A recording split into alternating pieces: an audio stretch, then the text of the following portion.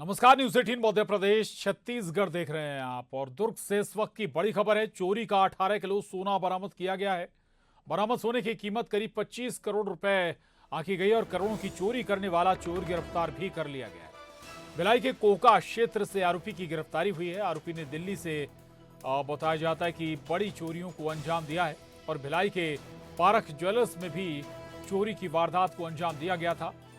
करोड़ों की चोरी को यहां पर चोरों ने अंजाम दिया था और माना जा रहा है कि पुलिस जल्द और कोई बड़ा खुलासा इसमें कर सकती है। 2 लोगों की गिरफ्तारी पुलिस ने की है और 25 करोड़ रुपए से ज्यादा का सोना, करीब 18 किलो सोना बरामद किया गया है। कहां से ये 18 किलो सोना चोरी किया गया, जेवर चोरी किए गए हैं, ये कुछ और जब जांच पड़ताल करेगी पुलिस तब तस्वीर साफ होगी। हालांकि ये जरूर बताया जा रहा है कि दिल्ली से सोना चोरी किया गया, लेकिन क्या एक ही जगह से ये सोना चोरी हुआ है दिल्ली में, या फिर दिल्ली में कई जगहों को, कई ज्वेलर्स को ठिकाना निशाना बनाया गया, ये जांच का विषय जरूर है। इसके अलावा भिलाई के कोका क्षेत्र से इनकी गिरफ्तारी हुई है और भिलाई के पारख ज्वेलर्स में भी इन चोरों ने वारदात को अंजाम दिया था। 2 चोरों की गिरफ्तारी हुई है। चोर के आरोपियों की गिरफ्तारी हुई है। हालांकि केवल यही 2 लोग चोरी में शामिल थे या किसी और ने भी इनकी मदद की, कोई और भी इनके साथ जुड़ा हुआ है, ये जांच का विषय है। तो 25 करोड़ रुपए से ज्यादा का ये सोना जो पुलिस ने बरामद किया है, 2 चोरों को गिरफ्तार भी किया है और भारी मात्रा में इसमें जेवर, 18 किलो कुल सोना बताया जा रहा है। उमेश मौर्य हमारे साथ जुड़ गए हैं और जानकारी के साथ। उमेश, पुलिस कोई खुलासा भी करने वाली है क्या? जानकारी पुलिस को हासिल हुई? दूसरा, क्या भी छानबीन स्वाभाविक है कि पूछताछ भी चल रही होगी? उमेश, देखिए, छत्तीसगढ़ पुलिस को बड़ी कामयाबी मिली है और कहीं ना कहीं इस पूरे मामले को लेकर आज 5:30 बजे एसपी कार्यालय में इसका खुलासा होगा। बता दूं कि ये जो पूरी घटना है, अगर बीते 19 अगस्त और 23 अगस्त की दरमियानी रात इन्हीं चोरों ने सिविल लाइन थाना क्षेत्र के 7 दुकानों को अपना निशाना बनाया था और यहाँ से लाखों के माल चोरी कर फरार हो गए थे। इसके साथ ही आपने देखा होगा कि 25 सितंबर को देश की राजधानी दिल्ली में भी एक ज्वेलरी दुकान में इन चोरों ने घटना को अंजाम दिया था, जिसमें 18 किलो सोना और इसके अलावा हीरे की ज्वेलरी जो है वो ये चोर लेकर अपने सर फरार हो गए थे। पूछताछ में जिस तरीके से पुलिस ने इस पूरे मामले की तहकीकात की, 300 से अधिक सीसीटीवी कैमरे में डाले गए और सुराग दर सुराग जब इनको तह तक पहुंचे तो इन दोनों आरोपियों को गिरफ्तार करने जो है पुलिस जो है छत्तीसगढ़ के कवर्धा जिले पहुंची, जहां पर ये दोनों आरोपी थे। हालांकि शिवा करके जो पहला आरोपी है जिसको पुलिस ने पहले पकड़ा, शिवा चंद्रवंशी, उसको तो पकड़ा, लेकिन इसके साथ जो उसका दूसरा आरोपी था, आरोपी जो चोर था, वो वहां से फरार हो गया था पुलिस को चकमा देकर। पुलिस ने उसे भी दुर्ग से गिरफ्तार कर बिलासपुर लेकर आ रही है। 5:30 बजे वो दोनों आरोपियों को एक बार फिर से पुलिस यहाँ पर लाएगी और इस पूरे मामले का खुलासा करेगी। ये जानकारी मिल रही है कि कहीं ना कहीं ये साफ हो पाया इन चोरों ने कहां भिलाई और दिल्ली का जिक्र हो रहा है, इन 2 जगहों के अलावा भी वारदातों को अंजाम दिया और कहां और कितनी वारदातें इनके जरिए अंजाम दी गई जिसके बाद ये सोना बरामद हुआ? देखिए, बिलासपुर में 10 दुकानों का इन्होंने ताला तोड़ा। इसके अलावा कवर्धा में 23 लाख की चोरी हुई, दुर्ग में चोरी हुई। इसके साथ ही एक बड़ी चोरी जो है वो दिल्ली के जंगपुरा में देखने को मिली है। अब फिलहाल पुलिस जो है वो पूछताछ कर रही है। आज जब इस पूरे मामले का खुलासा होगा तो एसपी संतोष सिंह इस पूरे मामले का खुलासा करते हुए और भी जानकारी दे सकते हैं, बड़े खुलासे हो सकते हैं। बिल्कुल बिल्कुल, तो ये बड़ी कामयाबी पुलिस के लिए। बहुत धन्यवाद उमेश इस पूरी जानकारी के लिए, आपका शुक्रिया। आगे बढ़ेंगे। खरगोन जिले के गोगावा थाने के रोडिया के पास निजी यात्री बस का अब नदी में गिरते हुए वीडियो सामने आया है, जिसमें आप देख सकते हैं कि बस तेज रफ्तार में चलती हुई जा रही है और मोड़ पर सीधे नदी में गिर जाती है। बस के ठीक पीछे चल रहे वाहन में सवार लोगों ने यह वीडियो बनाया। आपको बता दें कि निजी यात्री बस खरगोन से सनावत को जा रही थी। इस दौरान अचानक टायर फटने से बस अनियंत्रित होकर नदी में जा गिरी, हादसे का शिकार। ये तस्वीरें सामने आई हैं इस हादसे की, दरअसल खरगोन जिले के गोगावा थाने के रोडिया के पास निजी बस हादसे का शिकार हो गई थी। अचानक नदी में सीधी जा गिरी थी और इसका वीडियो भी सामने आया है।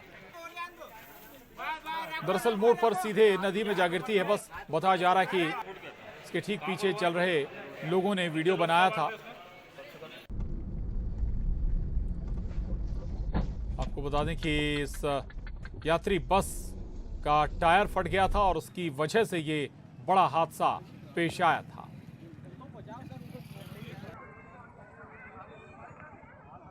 देखिए अब ये वीडियो सामने आया है और उसमें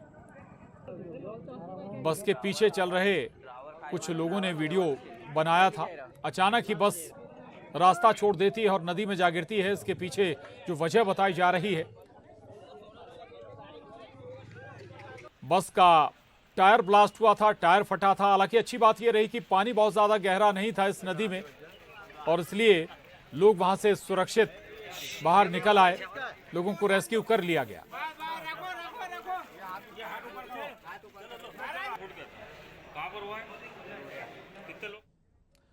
खबर बिलासपुर से। बिलासपुर में गणेश विसर्जन के दौरान दो गुटों में जमकर मारपीट हो गई, जिसमें एक पक्ष के 12 से ज्यादा लोग घायल हो गए। मामला तोरवा थाना क्षेत्र के कैलाश नगर का है और बताया जा रहा है कि यहां लड़कियों को छिड़ने को लेकर शुरू हुआ विवाद मारपीट में तब्दील हो गया। उसके बाद दो पक्षों के बीच जमकर मारपीट हुई और जमकर लाठी डंडे भी चले।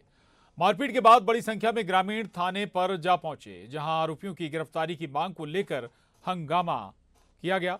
मारपीट का नया सीसीटीवी वीडियो भी सामने आया है। दो पक्षों में जमकर मारपीट हुई थी गणेश विसर्जन के दौरान और इसमें कई लोग जख्मी भी हो गए थे। लोगों ने एक दूसरे पर लाठी डंडों से हमला भी कर दिया था। इतना ही नहीं, इस घटनाक्रम के बाद, मारपीट के बाद गांव वाले थाने भी जा पहुंचे।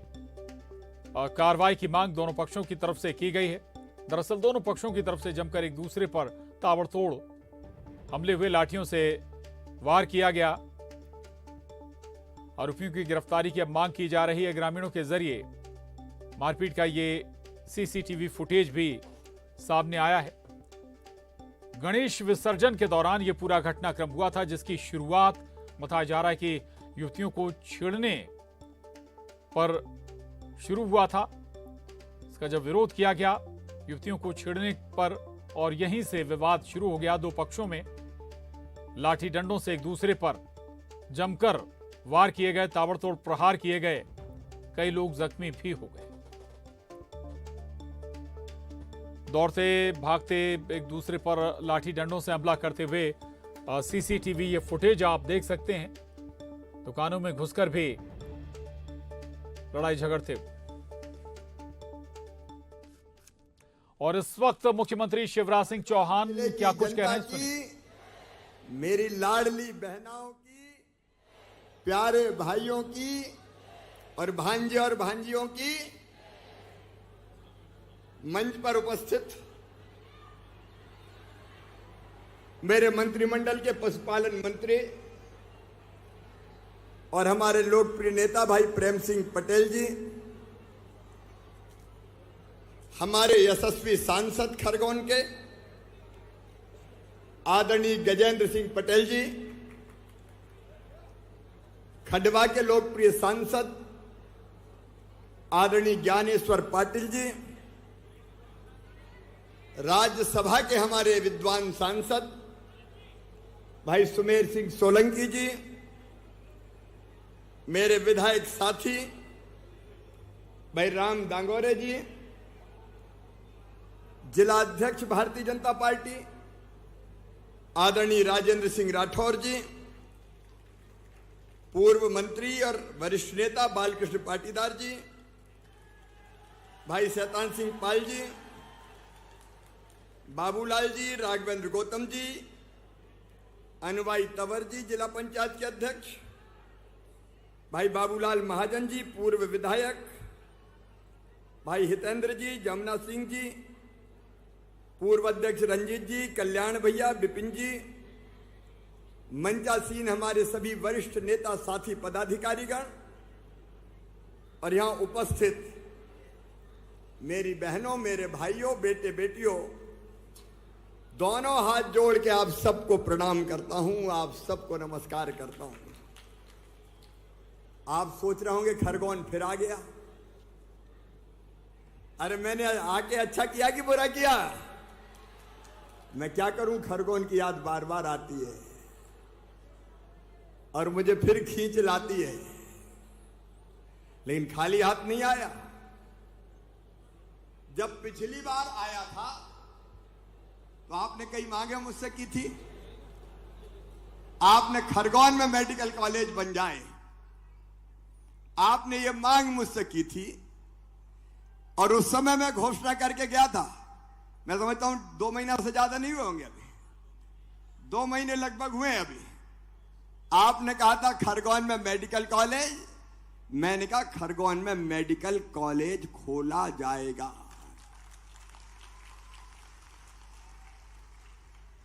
अब बाकी घोषणा होती तो कई बरस लग जाते हैं। कांग्रेस तो घोषणा की हिम्मत भी नहीं करती कभी। आजकल कांग्रेस के लोग कहते हैं मुख्यमंत्री तो घोषणा की मशीन है। हां, हूं मशीन। जनता कहती है और मैं करता हूं। मैं काहे के लिए बैठा हूं? कुर्सी पे वजन बढ़ाने के लिए थोड़ी बैठा हूं। अरे मेरे बहनों और भाइयों, कमलनाथ से कुछ मांगो तो वो कहते थे मैं क्या करूं, मेरे पास पैसा ही नहीं है। कमलनाथ मुख्यमंत्री थे तो रोते ही रहते थे, मेरे पास पैसे ही नहीं है, मेरे पास पैसे ही नहीं है। मामा खजाना खाली कर गया। आप बताओ, रोने वाला मुख्यमंत्री अच्छा लगता है क्या? अरे जोर से बताओ। रोता ही रहता था भैया, मेरे पास पैसा ही नहीं है, मेरे पास पैसा ही नहीं है। सुनो कमलनाथ जी, दिग्विजय सिंह जी, जनता की सेवा करने की तरफ दिल में होती है तो रास्ता निकल जाते हैं। और आज मैं कह रहा हूं खरगोन वालों, महाकाल महाराज के आशीर्वाद से आपकी सेवा के लिए मेरे पास पैसे की कमी नहीं है। मैं करूंगा। मैं काहे के लिए मुख्यमंत्री हूं? रोने के लिए मुख्यमंत्री नहीं हूं। मैं क्या करूं? अरे मैं करूंगा इसलिए मुख्यमंत्री हूं। आपकी जिंदगी बदलने के लिए मुख्यमंत्री हूं। जनता की सुविधा बढ़ाने के लिए मुख्यमंत्री हूं। मेरा जन्म हुआ है मध्य प्रदेश की भूमि के पूजन और अपनी जनता की सेवा के लिए। मेरे बहनों और भाइयों, आपकी सेवा के लिए। मैं आपके लिए मुख्यमंत्री नहीं हूं, मैं तो आपके परिवार का हिस्सा हूं। आप बताना मेरे बहनों और भाइयों, दिल से बताना। मैं भाषण नहीं दे रहा, मैं तो बात कर रहा हूं। आप बैठिएगा, बैठिए। मैं दिल से बोल रहा हूं। बताओ, मैं मुख्यमंत्री जैसा लगता हूं क्या? अरे लगता हूं क्या? मुख्यमंत्री लगता हूं कि भैया? मेरी लाडली बहनों, तुम तो बोलो। बताओ, मुख्यमंत्री हूं कि भैया? मैं तो तुम्हारा भैया हूं। तुम्हारी जिंदगी बदलने के लिए पैदा हुआ हूं। अभी बैठना, बात करूंगा। क्या मैं दूर से देखता हूं तो मुझे लगता है कि अपनी बहनों के पास जाके प्रणाम कर आऊं, लेकिन अभी कोई खड़े मत होना, बाद में होना। तो मैं तुम्हारा भाई हूं, मैं बच्चों का मामा हूं। और जनता कष्ट में आए तो मैं चैन से नहीं बैठ सकता। और इसलिए आज मैं कह रहा हूं, अभी बाढ़ आई, कई लोगों को नुकसान हुआ, लेकिन पानी जरूरी था। पानी नहीं आता तो हाहाकार मच जाता। पानी आया, अच्छा ही हुआ। अच्छा हुआ कि नहीं हुआ, आप बताओ। और अगर कहीं नुकसान हुआ है तो चिंता मत करना, मामा किस दिन के लिए भरपाई मैं करूंगा। सर्वे करवाऊंगा और पूरे भरपाई मैं करूंगा। मैं काहे के लिए हूं? काहे को चिंता करते हो? मकान किसी के डूबे हो, जाओ प्रेम सिंह जी, गजेंद्र जी, बड़वानी में भी जाके कह देना, सरदार सरोवर के पानी में भी डूबे होंगे तो मैं मुआवजा और राहत दूंगा। चिंता न करे मेरी जनता, मैं तुम्हारे लिए हूं, मैं तुम्हारे लिए हूं। हो गया नुकसान तो कोई रोएंगे क्या? नुकसान हो गया तो मैं भरपाई करूंगा ना। सर्वे का काम चालू करवा दिया है। पटवारी और पूरा रेवेन्यू का अमला सर्वे करे। और एक और मैं कह रहा हूं, देखो भैया, सरकारी कर्मचारी मित्रों के लिए मैंने कोई कसर नहीं छोड़ी है, लेकिन जनता दिक्कत में है और सर्वे करना है तो उस सर्वे में कोई लापरवाही मत करना, तत्परता के साथ सर्वे करो ताकि मैं जनता को राहत की राशि दे सकूं। आप चिंता मत करना, मिलके हर संकट से निपटेंगे अपन। आपकी जिंदगी कैसे सुखी और बेहतर रहे, इसलिए मैं मुख्यमंत्री हूं भाई। और इसलिए एक बात, फसल भी खराब हुई है तो भी चिंता मत करना, मामा है, जिंदा है, मैं करूंगा। घर मकान में पानी घुसा वो भी चिंता ना करे। और सरदार सरोवर में बड़वानी, धार, खरगोन अगर कहीं मकान डूबे होंगे और जल का स्तर ज्यादा बड़ा होगा तो उनको भी मैं पैकेज दूंगा, मुआवजा दूंगा, कोई चिंता ना करे भाई। जनता की खुशहाली मेरी जिंदगी का लक्ष्य है। और इसलिए बहनों और भाइयों, कई तरह की योजना बनाई। आज मेरे किसान भाइयों झिरन्या भीकनगांव तरफ से आए हैं क्या? उस समय में आया था, बात मिलूंगा बेटे, और मैंने कहा था ये सिंचाई योजना मैं बनाऊंगा। आज मामा पैसा लेके आया है, चिंता मत करना। झिरन्या स्वीकृत, अब काम चालू होगा। आज शिलान्यास हो गया। और मेरे भाइयों, तुम्हारे खेत में पानी दूंगा, पानी, ताकि फसलें लहलहाए और तुम्हारी जिंदगी बदल जाए, तुम्हारी जिंदगी बदल जाए। विस्टान का लोकार्पण कर दिया है। अरे मेरे बहनों और भाइयों, अकेले आज 4,600 करोड़ रुपए के लोकार्पण और शिलान्यास का काम कर रहा हूं। मुझ पे भगवान की कृपा है। मेरे पास पैसे की कमी अभी नहीं है। अब विकास के काम भी करूंगा। अलग अलग अभी हमारे जो साथी बैठे हैं, हमारे आत्माराम पटेल, राजकुमार मेव, नंदा ब्राह्मणे हमारे उम्मीदवार हैं। मुझे अभी कुछ रोडों का काम दिया, अलग अलग कुछ और काम सौंपे, कुछ समाजों के काम बताएं। मैं उन कामों को भी पूरा करूंगा। आप बताओ मेरे बहनों और भाइयों, आपको मुझ पर विश्वास है? पीछे तक बताओ, मुझ पर विश्वास है? अब चूंकि चुनाव में कम समय, इसलिए चुनाव के पहले भले वो ना हो पाए, चुनाव के तत्काल बाद शुरू करूंगा। चुनाव के बाद कौन की सरकार आएगी आप बताओ, जोर से बताओ, कौन की सरकार आएगी? तो मैं करूंगा ना, सबका की चिंता है।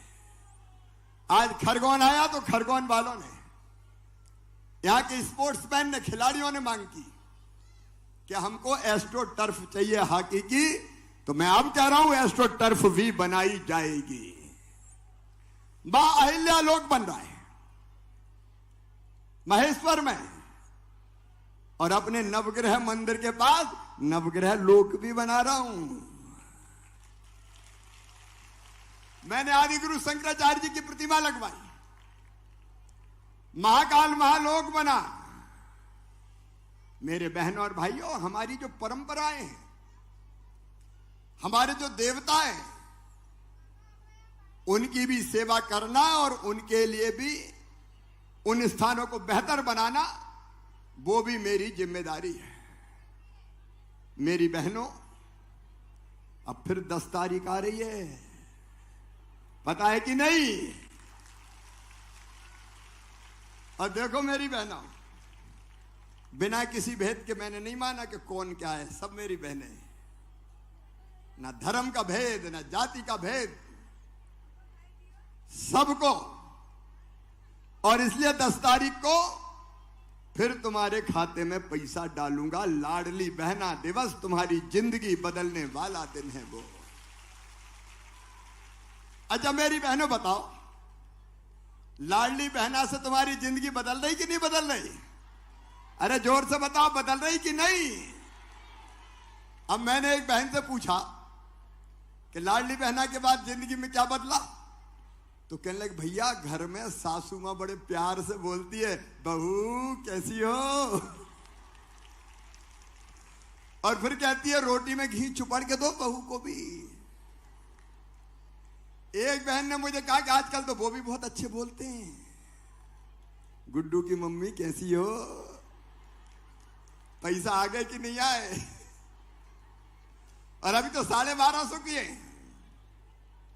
अब मैं पैसे का इंतजाम कर रहा हूं, जैसे जैसे होते जाएंगे 250-250 बढ़ाते जाऊंगा।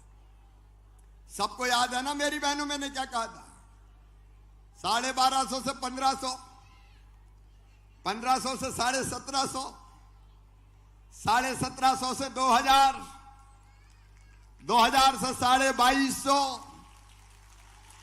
2250 से 2500, 2500 से 2750, और फिर कितने करूंगा? जोर से बोलो, दुनिया सुन ले, करूंगा। इसलिए कि तुम्हारी जिंदगी बदलनी है बहनाओं, तुम्हारी आंखों में आंसू नहीं रहने दूंगा मेरी लाडलियों, तुम्हारी आंखों में आंसू नहीं रहने दूंगा। आधी आबादी को पूरा न्याय दूंगा। क्या बहनें केवल आंसू बहाने के लिए पैदा हुई है? क्या बहनें मजबूरी में रहने के लिए पैदा हुई है? बहनों को भी जीने का हक है। और जो बहनें रह गई हैं वो भी चिंता ना करे। अभी कई बहन ऐसी आई जिनकी शादी नहीं हुई थी, तो मुझे कहा भैया शादी नहीं हुई तो हमने कौन सा पाप कर दिया, हमें भी दे। अब उनको भी दूंगा मैं।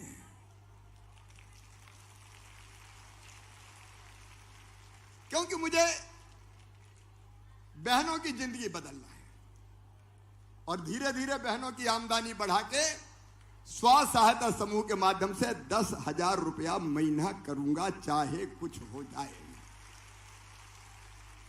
देखो मेरी जिंदगी काहे के लिए, मैं कोई चैन से थोड़ी बैठता हूं। तुम भी देखते हो कि दिन रात घूमता ही रहता हूं, सवेरे से लेकर देर रात तक। ये बोल बोल के जब जाता हूं तो गला ऐसा चिपक जाता है, आवाज नहीं खुलती। सवेरे फिर तैयार हो जाता हूं, क्योंकि तुम्हारे लिए काम करना है, अपने बच्चों का भविष्य बनाना है। मेरे किसान भाइयों, 0% ब्याज पर कर्जा मैंने शुरू किया, कांग्रेस ने कभी नहीं दिया। 6,000 पीएम तो 6,000 सीएम ने दिए। 2 पहले पीएम के आएंगे, फिर 2 सीएम के आएंगे, फिर 2 पीएम के, फिर 2 सीएम के, फिर 2 पीएम के, फिर 2 सीएम के। और जब लाडली बहनों को बढ़ा रहा हूं तो मौका लगने तो फिर आगे और सोचूंगा। ये कर्जा माफी वाले झूठे लोग हैं, ये केवल झूठ बोलते हैं। ये ढपोल संघ है, ढपोल संघ। मामा तो छोटा संघ है, थोड़ा थोड़ा देता रहता है। आपकी जिंदगी पानी से बदलेगी। और इसलिए सिंचाई की योजना है। और सुनना मेरे किसान भाइयों, ट्रांसफार्मर अनुदान पर रखने की योजना फिर चालू कर रहा हूं, ताकि जहां बिजली नहीं पहुंची वहां खिंचवाओ लाइन, लगाओ ट्रांसफार्मर और दो पानी।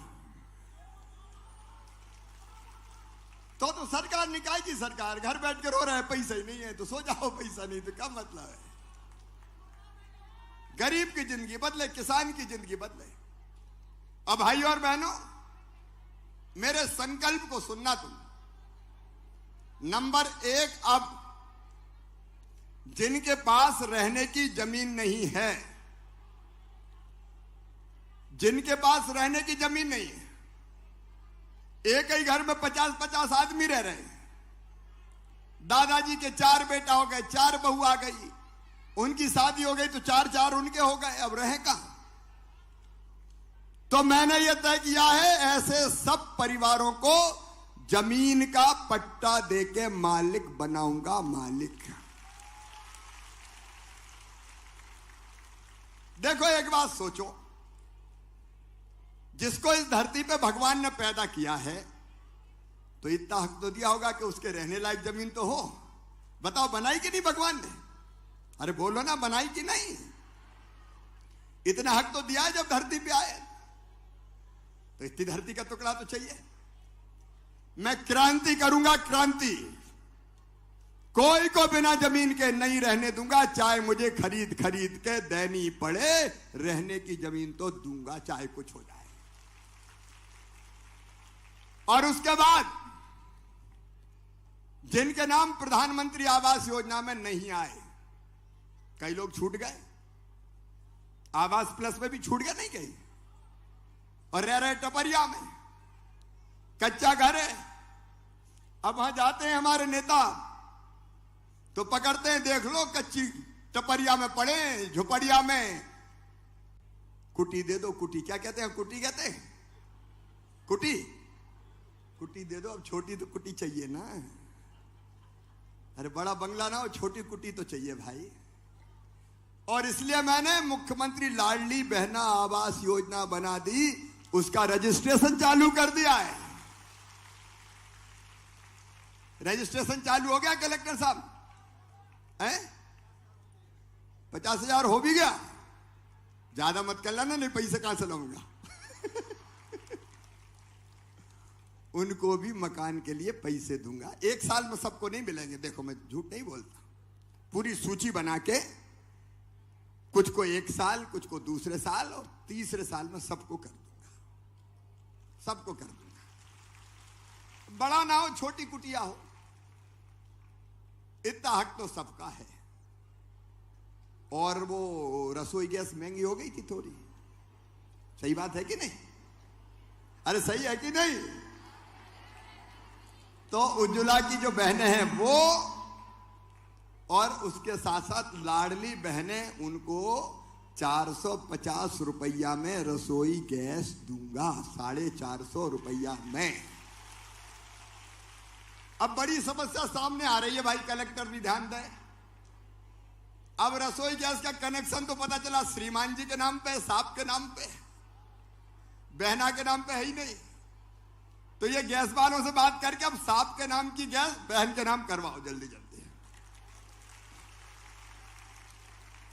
पैसा हम देंगे गैस कंपनी को, वो आपको लौटाएगी।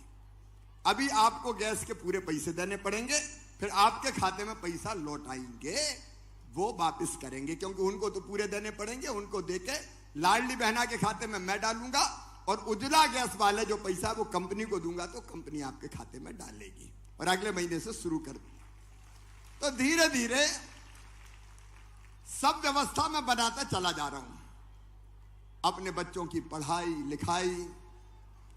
अब मेरे भांजे भांजी तो अच्छे से पढ़े। अच्छा एक बात बताओ, मजदूर का बेटा मट्टी काय को खोदे साहब, अगर बुद्धि और अकल है तो उसको भी डॉक्टर इंजीनियर बन दो भैया। किसान के बेटा बेटी भी आगे बढ़े, और इसलिए कई योजना चला रहा हूं। मेरी बहनों, मैंने बच्चों को लालच दिया, लालच।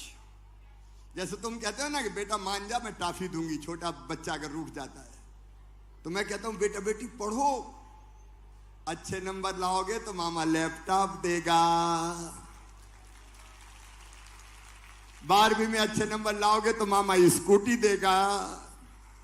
इस साल दी मैंने स्कूटी, लैपटॉप के भी 25-25 हजार डाले। ये लालच काय को दे रहा हूं मैं?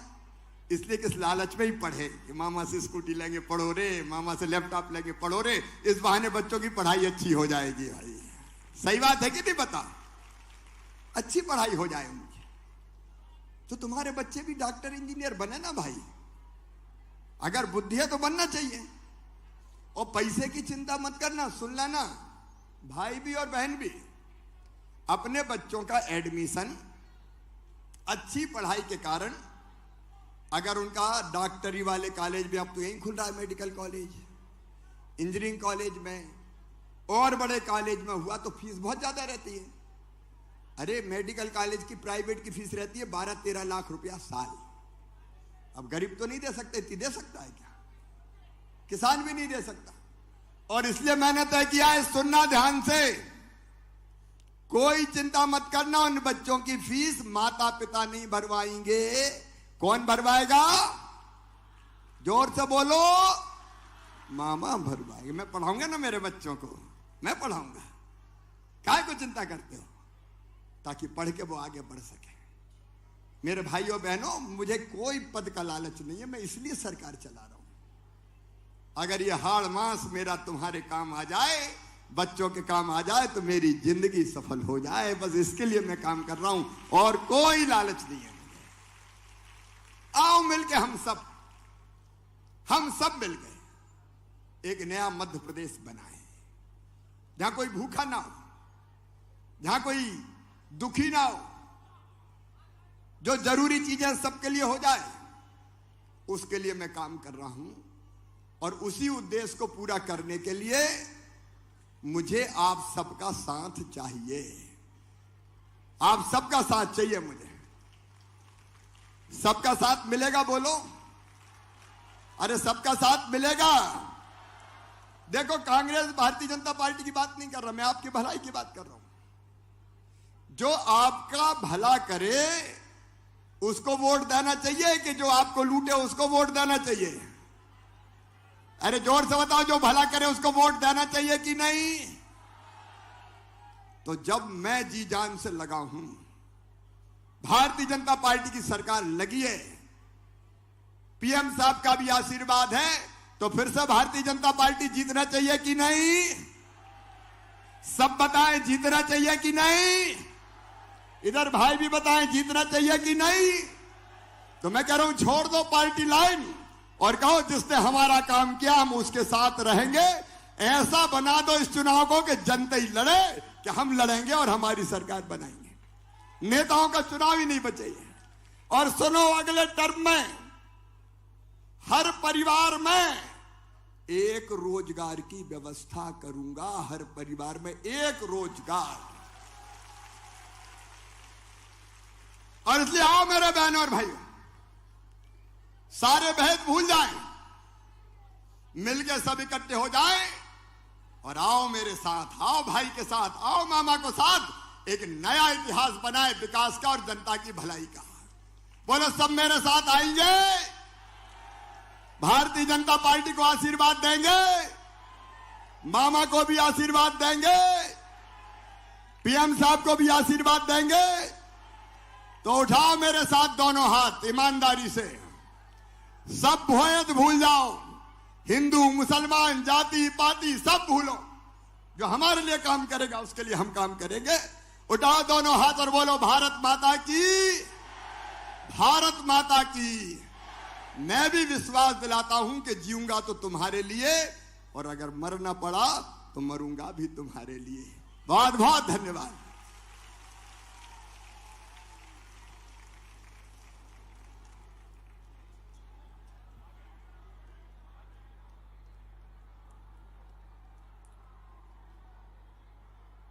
वो अपनी योजनाएं उन्होंने गिनाई खरगोन में, बल्कि वादे भी किए कि लाडली बहना योजना के अंतर्गत अभी एक बार फिर से 1250 की किस्त बहनों के खातों में आएगी और धीरे धीरे इस रकम को बढ़ाया भी जाएगा। तमाम दूसरी योजनाओं का जिक्र मुख्यमंत्री शिवराज सिंह चौहान ने किया। लाडली बहनों को 450 रुपये में गैस सिलेंडर का जो वादा वो भी पूरा होगा। बच्चों की शिक्षा, स्कूली पढ़ाई, उसका वादा भी मुख्यमंत्री ने किया है। और जो बेहतर अच्छी पोजीशन पर आने वाले छात्र छात्राएं, उन्हें लैपटॉप का एक बार फिर भरोसा दिलाया है। और एक दावा जो हर बार वो करते हैं कि आम जनता के लिए उनके खजाने में कोई कमी नहीं है पैसों की, जरूरत पड़ेगी तो और जुटाया जाएगा, लेकिन लोगों के लिए, आम जनता के लिए कोई कमी नहीं रखी जाएगी। और सीएम ग्रामीण आवास योजना का जिक्र भी मुख्यमंत्री शिवराज सिंह चौहान ने किया। जानकारी भी दी कि उसके रजिस्ट्रेशन शुरू हो गए हैं, उसका लाभ भी लोगों को धीरे धीरे मिलेगा। जिन लोगों के मकान नहीं है उन्हें मकान, छोटा ज़मीन का टुकड़ा उपलब्ध कराया जाएगा। तो तस्वीरें आपके टीवी स्क्रीन पर फूलों की बारिश भी की सीएम शिवराज ने खरगोन में जो लोग उन्हें सुनने के लिए पहुंचे थे। तो जनसंवाद मुख्यमंत्री शिवराज सिंह चौहान का मेडिकल कॉलेज का तोहफा भी सीएम ने खरगोन वासियों को दिया है। शिलान्यास हुआ है मेडिकल कॉलेज का, जिसकी मांग और दरकार लंबे समय से थी, जो वादा अब पूरा होने जा रहा है। आधारशिला रख दी गई है, शिलान्यास कर दिया गया है, मेडिकल कॉलेज का भूमि पूजन हुआ है। साथ ही कई और दूसरे विकास कार्यों का लोकार्पण भी मुख्यमंत्री ने किया है। और सबसे पहले उन्होंने फूलों की बारिश की थी, जो लोग उन्हें सुनने आए थे। और उसके बाद न केवल अपनी योजनाओं का जिक्र किया, बल्कि नए वादे भी वो आम जनता से कर रहे हैं। लाडली बहना योजना जैसे गेम चेंजर माना जा रहा है, उसमें उनका दावा कि न केवल जो भी 1250 रुपये महिलाओं के खातों में आ रहे हैं वो जारी रहेंगे, बल्कि धीरे धीरे बढ़ाकर 1250 से 1500 रुपये किए जाएंगे, फिर 1750 रुपये, फिर 2000।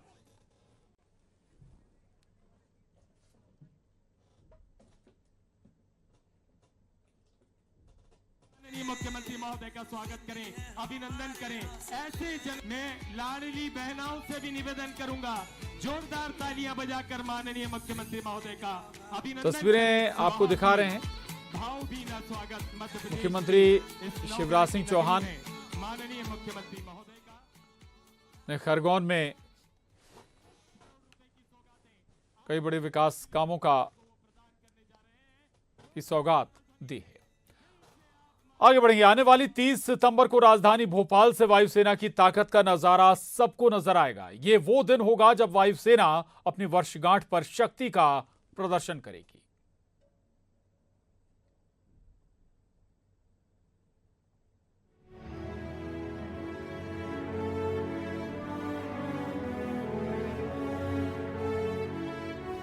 राजधानी भोपाल तैयार है, वायुसेना भी तैयार है, पायलट्स भी तैयार हैं और वो विमान भी तैयार हैं जो हवा में करतब दिखाने को बेकरार हैं। जी हां, भोपाल का आसमान इन दिनों फाइटर प्लेन्स की गर्जना से गूंज रहा है। भोपाल के आसमान में इन दिनों शौर्य और पराक्रम के साथ ही ताकत नजर आ रही है। ताकत वायुसेना की, शौर्य और पराक्रम वायुसेना का। दरअसल भोपाल में शनिवार यानी आगामी 30 तारीख को एयर शो का आयोजन किया गया है। ये एयर शो वायुसेना की 91वीं वर्षगांठ पर आयोजित होगा। लेकिन इसके पहले इस एयर शो के लिए रिहर्सल भी पायलट्स की तरफ से की गई और ये रिहर्सल सिर्फ कहने को ही रिहर्सल थी। पायलट्स में वही जोश, वही जज्बा, वही शौर्य और वही पराक्रम दिखाई दिया। उन्होंने उसी अंदाज में हवा में करतब दिखाए और 30 सितंबर को फिर से वही देखने को मिलने वाला है। इस एयर शो में शामिल विमानों की बात की जाए तो इसमें तेजस भी शामिल रहने वाला है। वही तेजस जो वायुसेना की ताकत और शान है। लाइट कॉम्बैट एयरक्राफ्ट की श्रेणी का ये फाइटर जेट कई खूबियों को समेटे हुए है। एलसीए तेजस अपने समकालीन सुपरसोनिक लड़ाकू विमान वर्ग में सबसे छोटा और हल्का है, जिसे HAL ने तैयार किया है। इसके अलावा सबकी जुबान पर अपनी दमदार परफॉर्मेंस से चढ़ा रहने वाला मिराज भी यहां पर नजर आ रहा है। इन विमानों के अलावा लाइट कॉम्बैट हेलीकॉप्टर प्रचंड भी जलवा दिखाएगा। साथ ही ध्रुव, चिनूक के संग संग आकाश गंगा, सूर्य किरण और सारंग हेलीकॉप्टर्स भी अपने तालमेल से रंग जमाते नजर आ रहे हैं। हालांकि ये तस्वीर सिर्फ फाइनल रिहर्सल की है और असली रंग तो 30 तारीख को ही जमेगा। लेकिन जब रिहर्सल इतनी दमदार है तो समझ जाइए कि 30 को क्या शानदार नजारा नजर आने वाला है। Bureau report, news 18।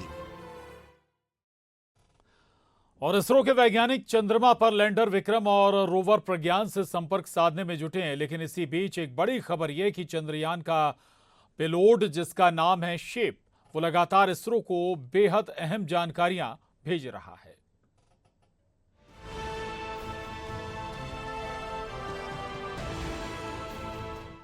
चंद्रयान 3 को लेकर आई है एक और बड़ी खबर।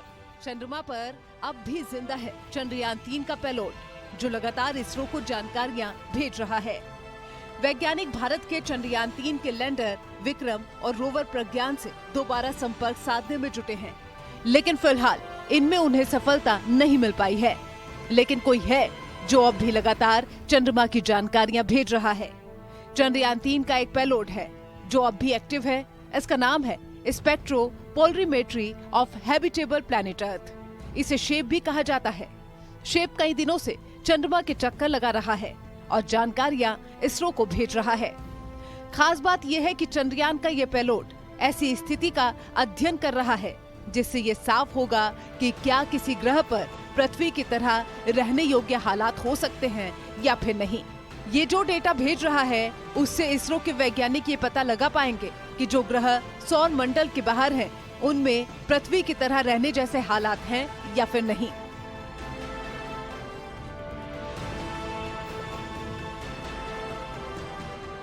दूसरे ग्रहों पर हालात कैसे हैं, ये जानने की दिशा में इसरो को कई अहम जानकारियां मिल रही हैं। इसे इसरो के लिए बड़ी सफलता के रूप में देखा जा रहा है। दुनिया के कई देशों के सैकड़ों वैज्ञानिक इस सवाल का जवाब खोजने में जुटे हुए हैं कि क्या किसी और ग्रह पर भी जीवन हो सकता है, लेकिन इसका कोई सटीक जवाब अब तक नहीं मिल पाया है।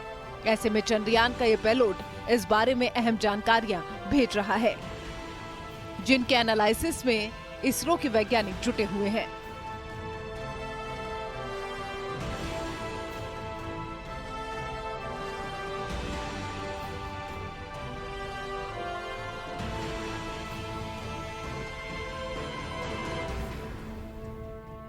स्पेस साइंटिस्ट के मुताबिक अब तक 5000 से ज्यादा एक्सोप्लैनेट खोजे जा चुके हैं, जिनके बारे में जानकारियां जुटाई जा रही हैं और उन पर जीवन की संभावनाओं को तलाशा जा रहा है। भले ही चंद्रयान के लैंडर विक्रम और रोवर प्रज्ञान अभी एक्टिव ना हुए हों, लेकिन शेप नाम का ये पेलोड इसरो के बारे में बेहद अहम जानकारियां लगातार भेज रहा है। Bureau report, news 18। पाकिस्तान की एक बार फिर इंटरनेशनल बेइज्जती हो गई है। सऊदी अरब में बड़ी संख्या में भिखारियों को गिरफ्तार किया गया। चौंकाने वाली बात यह कि इसमें 90% पाकिस्तान के भिखारी निकले।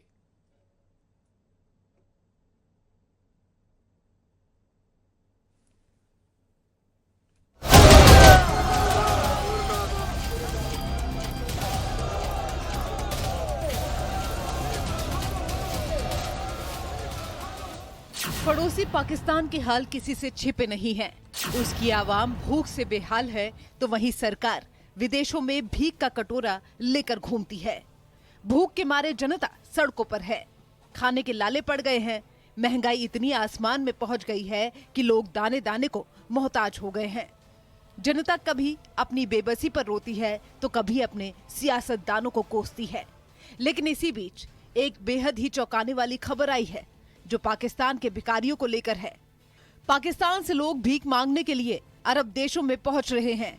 यह खुलासा तब हुआ जब सऊदी अरब और यूएई जैसे देशों में भिखारियों की गिरफ्तारी होने लगी और इसमें सबसे ज्यादा पाकिस्तान के भिखारी निकले। पाकिस्तान के न्यूज चैनलों में बस इसी बात की चर्चा आम हो चुकी है। फकीर बाहर बैरून मुल्क खुसूसन अरब ममालिक में गिरफ्तार हो रहे हैं, उनमें से 90% पाकिस्तानी है। और बताया जा रहा है कि अरब के मुल्कों ने भिखारियों के मुद्दे पर पाकिस्तान को फटकार लगाई है। दावा किया जा रहा है अरब देशों में जितने भी भिखारी गिरफ्तार किए जा रहे हैं उनमें से 90% पाकिस्तानी नागरिक हैं जो तीर्थ यात्री बनकर पाकिस्तान पहुंच रहे हैं।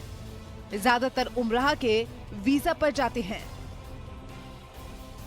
पाकिस्तान अभी तक टेरर एक्सपोर्ट करता था, लेकिन अब इस खुलासे के बाद ये भी साफ हो गया है कि उसकी जनता इतनी गुर्बत में जी रही है कि उसे भीख मांगने के लिए देश से बाहर का रुख करना पड़ रहा है, जो नए पाकिस्तान के लिए बेहद ही शर्मनाक है।